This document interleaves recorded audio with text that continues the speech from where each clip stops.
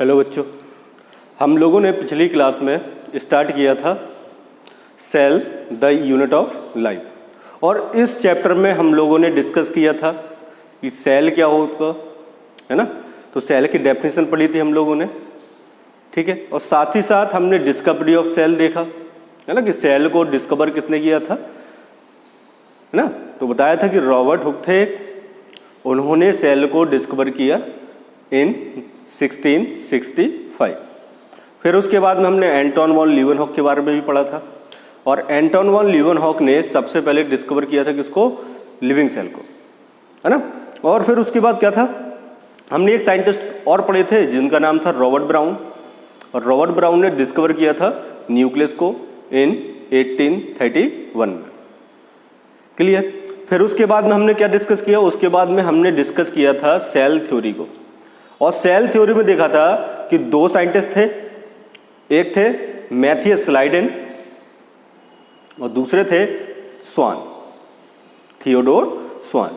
जो स्लाइडेन थे वो थे अपने बॉटनिस्ट और जो स्वान थे वो क्या थे, जूलॉजिस्ट थे।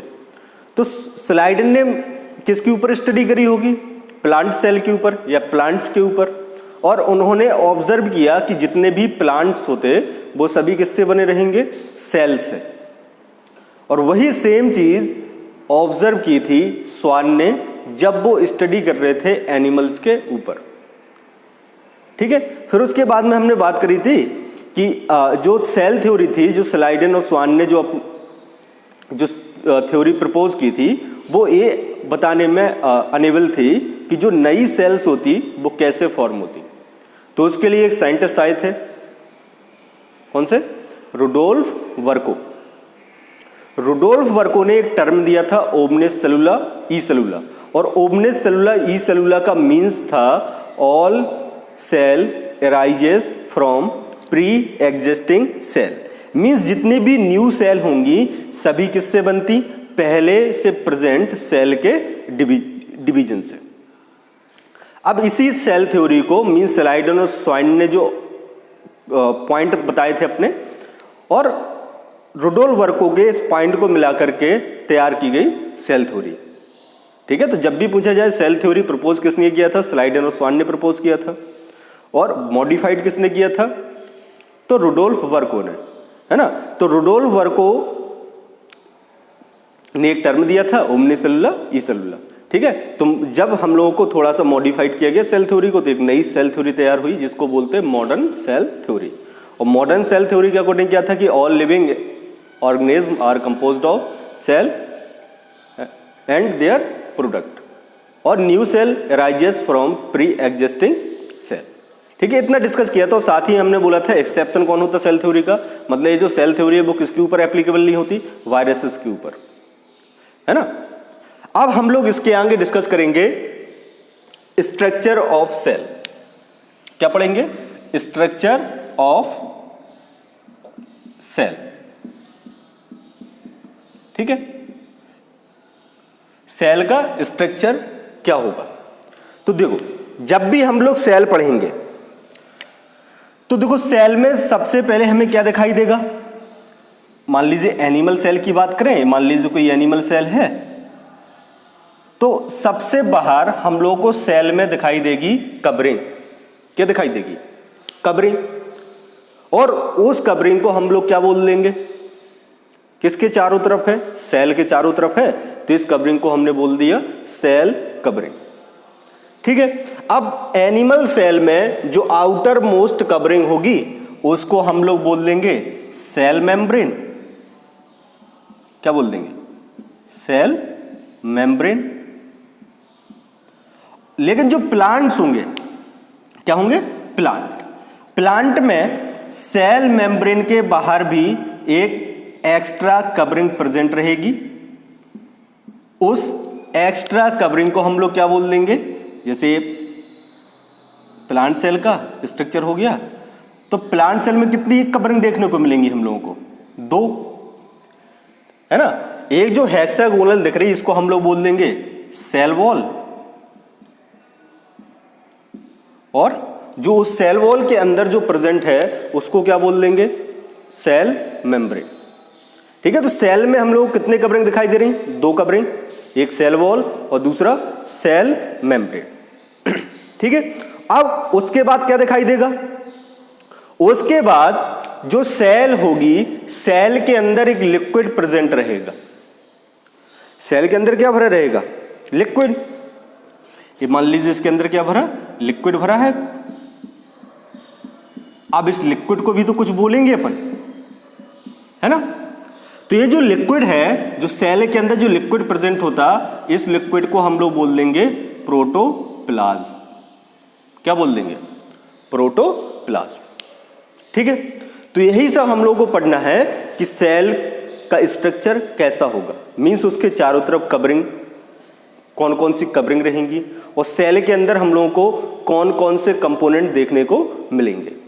यही सब पढ़ना है हम लोगों को आज के इस लेक्चर में। ठीक है। तो देखो, सेल का स्ट्रक्चर हम लोग जब भी पढ़ेंगे तो 2 स्टेप में पढ़ेंगे हम लोग। एक हो जाएगा सेल कवरिंग, है ना। सबसे पहले सेल में क्या देखेंगे अपन, कवरिंग देखेंगे, उन कवरिंग को हम लोग सेल कवरिंग बोल देंगे। और दूसरा क्या है, सेल के अंदर जो लिक्विड प्रेजेंट है उस लिक्विड को देखेंगे। तो लिक्विड क्या है इसके अंदर, प्रोटोप्लाज्म। ठीक है।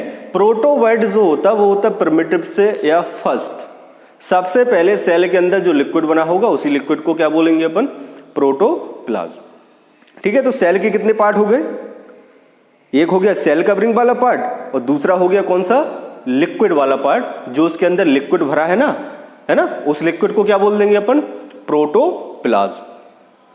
क्लियर। अब इसमें देखो, चले देखेंगे अपन जो सेल कवरिंग है ना। अभी बताया कि सेल कवरिंग कितने टाइप की होंगी, 2 टाइप की।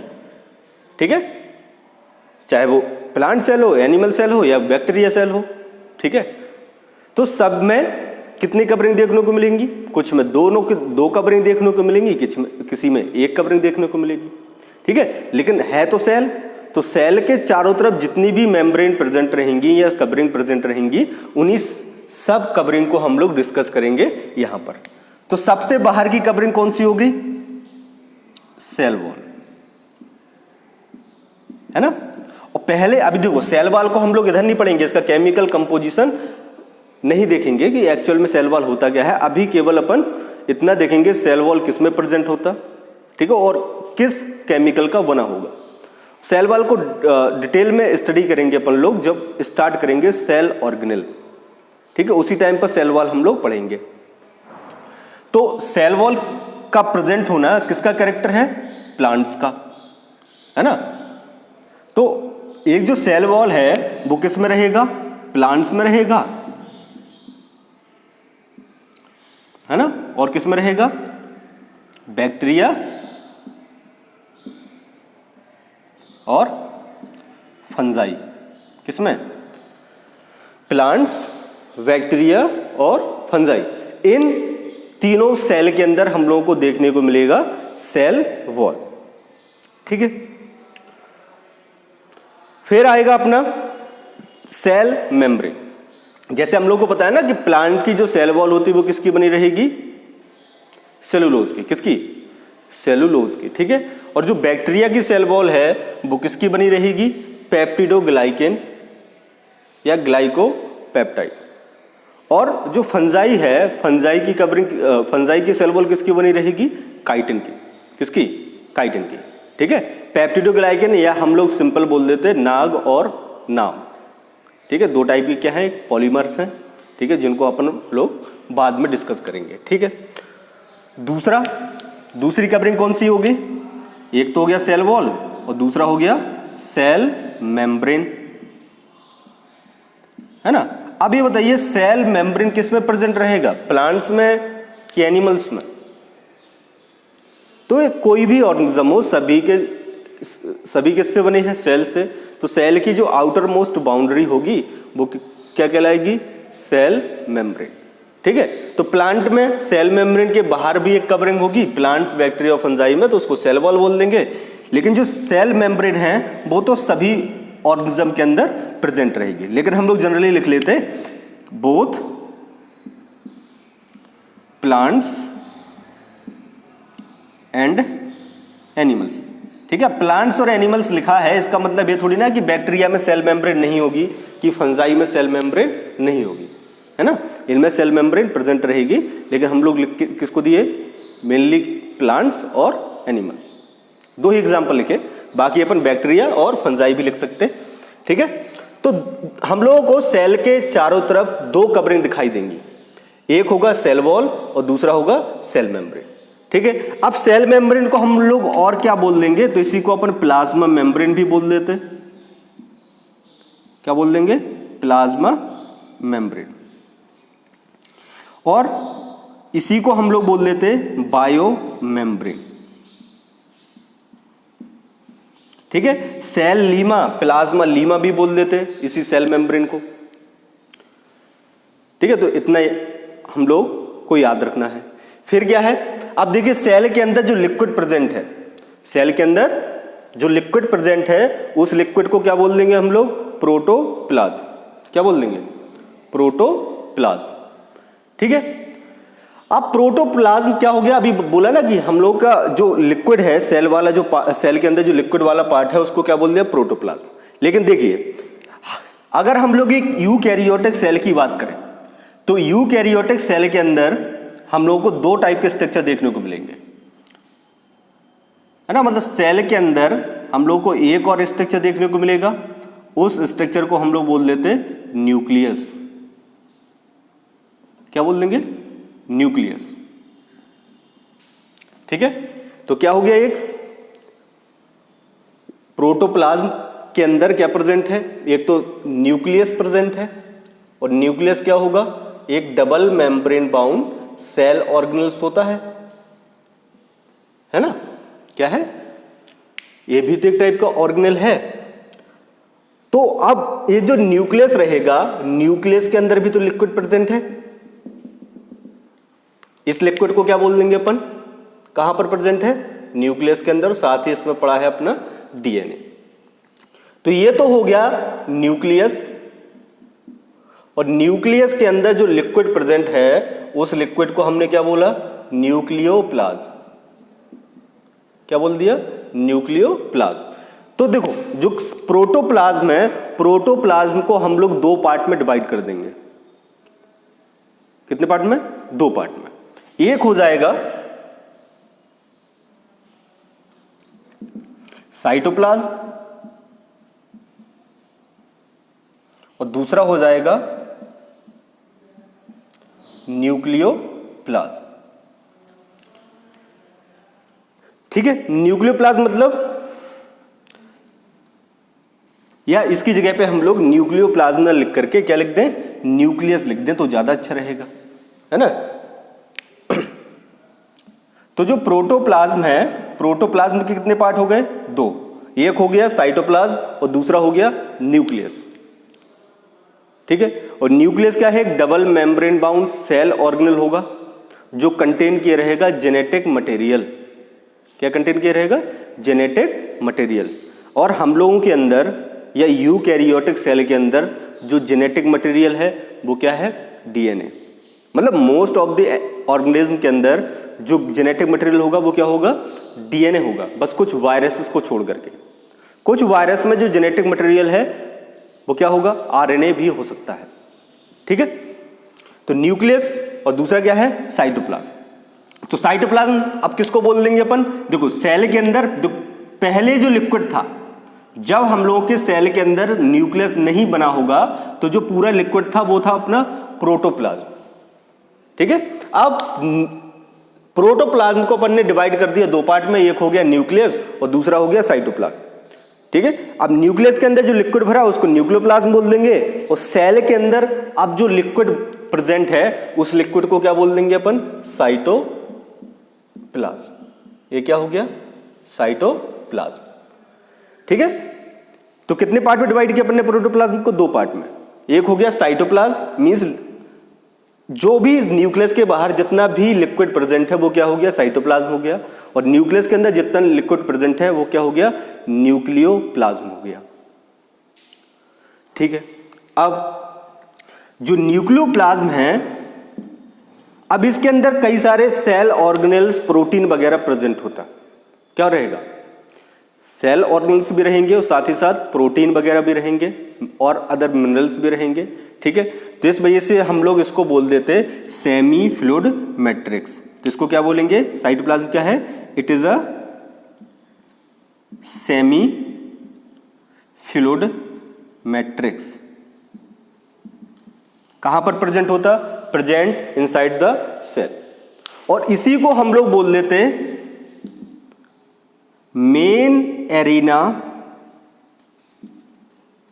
एरिना की जगह पे हम लोग दूसरा टर्म यूज कर लेते place. Main arena of cellular activity, मतलब जितनी भी हम लोगों के सेल के अंदर एक्टिविटी होंगी वो सबकी सब एक्टिविटी कहां पर होंगी, साइटोप्लाज्म के अंदर। कहां पर, साइटोप्लाज्म। इसी वजह से साइटोप्लाज्म को बोल दिया था main arena of cellular activity, ठीक है। इतना याद रखिएगा। अभी साइटोप्लाज्म को भी हम लोग बाद में देखेंगे। वैसे अपने लिए इतना सफिशिएंट है कि साइटोप्लाज्म क्या है, एक सेमी फ्लूइड मैट्रिक्स होगा, ठीक है। और इसी के अंदर सारी एक्टिविटी होती, चाहे वो रेस्पिरेशन हो, ठीक है, एक्सक्रीशन वगैरह सब कहां पर होगा, इसी सेल के साइटोप्लाज्म के अंदर। और दूसरा क्या है, न्यूक्लियस हो गया। तो न्यूक्लियस को क्या बोलेंगे, it is a double membrane bound, double membrane bound structure, क्या है, डबल मेम्ब्रेन बाउंड स्ट्रक्चर है जो कंटेन किए रहेगा जेनेटिक मटेरियल। इसके अंदर क्या प्रेजेंट है, जेनेटिक मटेरियल। जेनेटिक मटेरियल मतलब डीएनए और आरएनए, ठीक है। मेनली क्या रहेगा, अभी बताया कि यूकैरियोटिक सेल या मोस्ट ऑफ द ऑर्गेनिज्म के अंदर जितने भी ऑर्गेनिज्म हैं सभी के अंदर का जो जेनेटिक मटेरियल है वो क्या है, डीएनए है ना। तो डीएनए कहां पर प्रेजेंट रहेगा, न्यूक्लियस के अंदर। इसी वजह से इसको बोल देते हैं controlling centre of the cell. Cell के ऊपर कंट्रोल कौन करेगा, न्यूक्लियस, ठीक। क्या कंटेन किया रहेगा न्यूक्लियस, कंटेन जेनेटिक मटेरियल। और जेनेटिक मटेरियल समझते होगे, जेनेटिक मटेरियल का मतलब है ऐसा केमिकल या ऐसा सब्सटेंस जो कैरेक्टर को एक जनरेशन से दूसरे जनरेशन में ट्रांसफर करता है ना। मतलब हम लोगों के अंदर किसके कैरेक्टर हैं, अपने पेरेंट्स के हैं, है ना। तो हम लोगों के अंदर कैरेक्टर कहां से आए, तो जो डीएनए होगा, डीएनए कैरेक्टर को ट्रांसमिट करने में हेल्प करेगा, ठीक है। उसी वजह से हम लोग इसको क्या बोल देंगे, जेनेटिक मटेरियल। तो क्या कंटेन किया रहता, जेनेटिक मटेरियल। और जेनेटिक मटेरियल किसको बोलते हैं अपन, डीएनए को। किसको, डीएनए। और डीएनए का फुल फॉर्म क्या होगा, डीऑक्सीराइबोज न्यूक्लिक एसिड। क्या होगा, डीऑक्सीराइबोज न्यूक्लिक एसिड, ठीक है। इतना याद रखिएगा। और क्या बोला, साइटोप्लाज्म के अंदर क्या प्रेजेंट रहेंगे, सेल ऑर्गेनेल। क्या रहेंगे, सेल ऑर्गेनेल। मींस सेल के कुछ छोटे छोटे स्ट्रक्चर या ऑर्गन बोल दें कि सेल के भी तो कुछ ऑर्गन रहेंगे, तो उन्हीं स्ट्रक्चर को हम लोग क्या बोल देते, सेल ऑर्गेनेल, ठीक है। तो पूरे देखो, प्रोटोप्लाज्म क्या हो गया, एक लिक्विड हो गया जो किसके अंदर प्रेजेंट है, सेल के अंदर। उस लिक्विड को डिवाइड किया दो पार्ट में, एक साइटोप्लाज्म और दूसरा न्यूक्लियस। न्यूक्लियस के अंदर जो लिक्विड प्रेजेंट है उसको क्या बोल देंगे, न्यूक्लियोप्लाज्म। और सेल के अंदर अब जो लिक्विड बचा, मतलब प्रोटोप्लाज्म का जो रिमेनिंग पार्ट है, उस पूरे को क्या बोल देंगे अपन, साइटोप्लाज्म। मींस साइटोप्लाज्म और न्यूक्लियोप्लाज्म किसका पार्ट है, प्रोटोप्लाज्म का, ठीक है। अब कौन कौन से सेल ऑर्गेनेल्स प्रेजेंट रहेंगे एक सेल के अंदर, तो उनको याद रखने के लिए, जैसे ना याद हो, वैसे तो याद हो जाते, तो उसके लिए एक ट्रिक टाइप है। क्या बोलेंगे, Maharana Pratap medical engineering girls college, English में भी लिख सकते हैं, इंग्लिश में हम लोग को दोबारा मेहनत नहीं करनी पड़ेगी। ठीक है, अब इसमें क्या देखो, महाराणा का M, प्रताप का P, इंजीनियरिंग का E, सॉरी मेडिकल का M और इंजीनियरिंग का E, और गर्ल्स की स्पेलिंग देखो क्या होती, GIRLS, लेकिन इधर पे हम लोग आई हटा करके क्या लिख देंगे, GRLS, और कॉलेज का हो जाएगा C। ठीक है, अब M4 होगा माइटोकॉन्ड्रिया, क्या हो जाएगा, mitochondria. P4 plastid, M4 microbodies, क्या हो जाएगा, microbodies. E4 ER means endoplasm reticulum. G4 Golgi body. L4 lysosome. S4 स्फेरोसोम, और C से सेंट्रोसोम।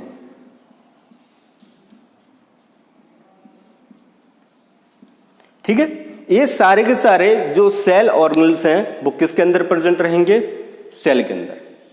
ठीक, तो कौन कौन से हैं, माइटोकॉन्ड्रिया हो गया, प्लास्टिड हो गया, है ना, इंडोप्लाज्म रेटिकुलम हो गया, माइक्रोबॉडीज हो गए, गोल्जी बॉडी हो गए, लाइसोसोम, स्फेरोसोम और सेंट्रोसोम। ठीक है, ये सब क्या है, सेल ऑर्गेनल्स हैं जो प्रेजेंट रहेंगे किसके अंदर, सेल के अंदर, और इन्हीं सबको हम लोग एक एक करके डिस्कस करेंगे बाद में। ठीक है, लेकिन उनसे पहले हम लोग को इधर पे कुछ याद रखने हैं जो ऑब्जेक्टिव में पूछ लिए जाते हैं कि इनमें से कौन से double membrane bound cell organelle हैं, कौन से single membrane bound cell organelle हैं, और कौन से non membrane bound cell organelles हैं।